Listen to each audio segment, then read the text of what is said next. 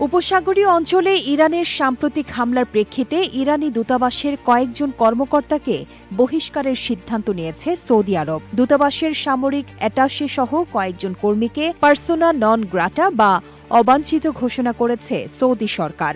পাশাপাশি তাদের আগামী ২৪ ঘণ্টার মধ্যে দেশ ছাড়ার নির্দেশ দেওয়া হয়েছে।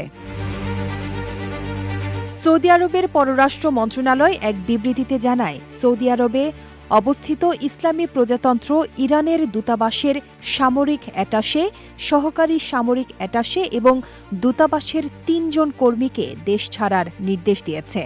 একই সঙ্গে মন্ত্রণালয় তাদেরকে পার্সোনা নন গ্রাটা বা অবাঞ্ছিত ব্যক্তি হিসেবে ঘোষণা করেছে।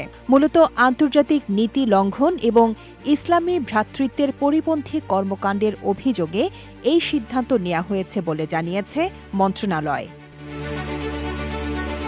এদিকে এই ঘোষণার কয়েক ঘণ্টা পর সৌদি প্রতিরক্ষা মন্ত্রণালয় জানায়, তারা রাজধানী রিয়াদের দিকে ছোড়া ৩টি ব্যালিস্টিক ক্ষেপণাস্ত্র শনাক্ত করেছে। এর আগে গত বুধবার কাতারও একই ধরনের পদক্ষেপ নেয়। রাজধানী দোহায় অবস্থিত ইরানি দূতাবাসের সামরিক ও নিরাপত্তা অ্যাটাশের পাশাপাশি তাদের কর্মীদেরও অবাঞ্ছিত ঘোষণা করে দেশটি। মূলত ইরানের সাউথ পার্স গ্যাস ক্ষেত্রে ইসরায়েলের হামলার জেরে কাতারের প্রধান গ্যাস স্থাপনায় পাল্টা হামলা চালায় তেহরান। এরপরেই কাতার ইরানি কূটনীতিকদের বহিষ্কারের সিদ্ধান্ত নেয়। পরবর্তীতে একই পথে হাঁটে সৌদি আরবও।